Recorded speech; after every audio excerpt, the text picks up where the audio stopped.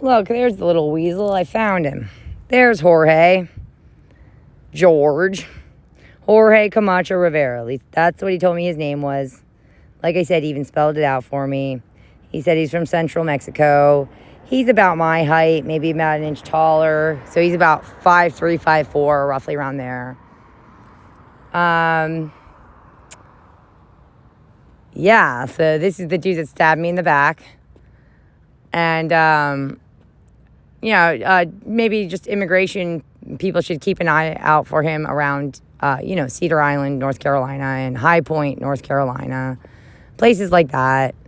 Any places maybe where David Saint Sing, any resorts he owns or construction companies or sites that he owns. You might want to keep an eye out all around there, those places. Because this dude is actively sabotaging U.S. citizens. And he's actively helping people like David Saint Sing to commit acts of espionage against U.S. citizens. And Jorge is stealing the jobs of U.S. citizens for his other illegal immigrant friends and family. Like I've said, I'm all for immigrants coming here to better their lives, but not when they behave like that. That's not acceptable, and they can stay home. So this is not the type we would like, or that I would like, coming over here to this country, and I'm sure that most American citizens would agree. We don't want anyone coming over here and pretending to be our friends and then lying to us and then lying to other people about us and trying to actively sabotage us so that they can get their friends and family into our jobs. No, we don't need any of that nonsense. Life's hard enough without the added headache of having to deal with a backstabbing weasel. So, and I can also testify that this dude drove the company truck around without a license, and David was well aware of it. Whenever we took the company truck into town, I had to drive it because I was the American citizen with the driver's license. But Jorge is not a citizen, and he doesn't have a driver's license. So he was not, for legal purposes, he was not allowed to drive it into town. But because, I guess we were far from the peering eyes of the law, for the most part, out on Cedar Island, and I'm sure David feels like, he owns the whole place. I witnessed Jorge many times driving the company truck back and forth all around the island, and so did David. In fact, my very last week there before I was fired, the last time I was in that company truck with Jorge, we drove it over back behind the BayBreeze restaurant where there are trailers back there full of bales of hay. And, once in a while we have to go load up the truck with bales of hay from the trailer and take them over to the barn. And that's what we were doing. And we were driving the truck back. I'm going to end up doing a composite sketch of him, too, and, lightening this photo up.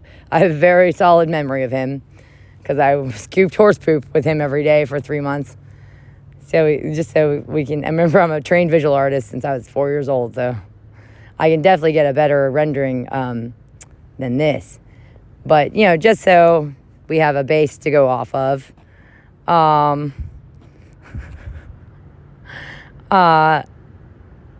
So where was I? Oh, right. So David saw Jorge driving the truck. The truck, he stopped the truck. We were driving it back from the trailers behind the BayBreeze over to the barn.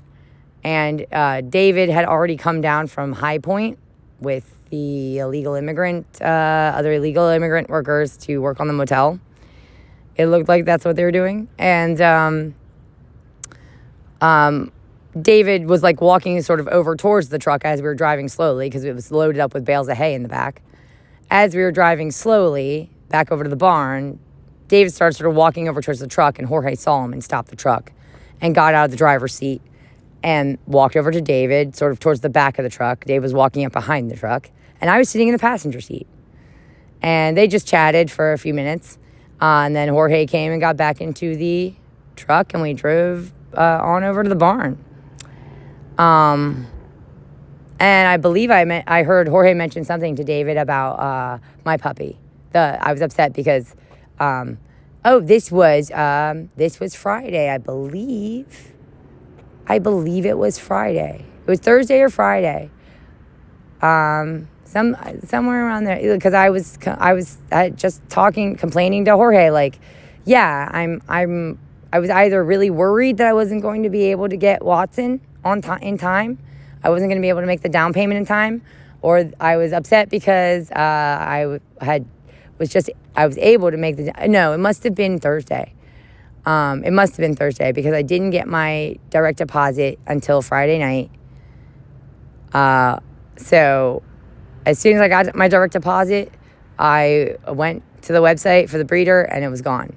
So I didn't see all that until Friday night. And this was midday that this was happening with David talking to Jorge and the company truck. So I believe it was Thursday. And I was worried, very worried that I was not going to get my paycheck in time to put the down payment down on Watson, the puppy that I really, really wanted, the blue heeler. And I was saying that to Jorge in the truck, that I was very upset and worried that I wasn't going to be able to get the puppy I really wanted because I was sitting waiting on my money. And I heard Jorge say as much, like I heard him mention puppy and like it was a few words. I was like, oh, he's talking about me being upset about Watson. To David. So right there, David knew I was upset. I wasn't getting my money. He knew there were things that I really wanted, that I was looking forward to, that I was really worried I wasn't going to be able to get if I didn't get my money in a timely fashion. He could have totally freed it up for me a day sooner. Even, like, but he didn't care. He didn't care that my kitten had just died out back behind his barn. That he had lured me down there under false pretenses, false promises that it was a long-term job. So my kitten didn't have to die there that way. If he had been honest with me, I would have taken up another Workamping job. And she wouldn't necessarily have to be dead at all. He didn't care about that. He didn't care about that. Then I was trying to get a puppy, a healer puppy, to sort of make up for the loss a bit. Didn't care about that. Didn't care. And certainly didn't care that Jorge was driving around the company truck without a U.S. citizenship or driver's license on his island, on Cedar Island, where he owns, I believe, most of the property there. So David St. Singh of Thomasville, North Carolina, witnessed Jorge Camacho Rivera, his illegal immigrant employee, driving around his truck, the company truck, on American soil, Cedar Island, without a driver's license and without insurance. And, maybe somebody should call the company they get their insurance from and testify to that. So, yeah, just putting that one out there. There you go. Just a short one for tonight. Good night. This rat bastard. Don't ever come back from Mexico if you even made it there. I hope immigration picked you up, you jackass. Can't believe I ever trusted this piece of shit. Good night. Jeez Louise.